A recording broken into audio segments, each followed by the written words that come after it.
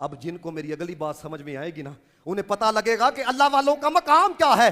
इब्तदा से लेकर इम्तिहा तक ये सारे का सारा हज ये अल्लाह वालों की अदाओं का नाम है।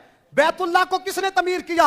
हजरत इब्राहिम खलीलुल्लाह ने। हजर अस्वद को केड़े जन्नत से लेके आए? हजरत आदम अलैहिस्सलाम। सफा मरवा के दरमियान सही करना किसकी याद है? हजरत हाजरा की। और मुझे बताएं मिना में जो जानवर ज़िबा किया जाता है किसकी याद है? हजरत इस्माइल ज़बीहुल्लाह की। शैतान को कंकर मारे जाते हैं किसकी अदा है?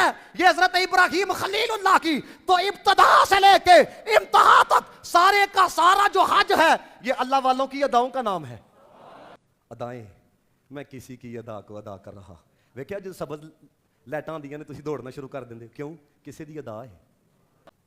अभी तक ये कौम ये नहीं समझ सकी कि अल्लाह वाले कब्र में जिंदा है कि नहीं है। और मैं जिन्ना दी अदावां नहीं मुकियां वो किंज मुक सकते हैं।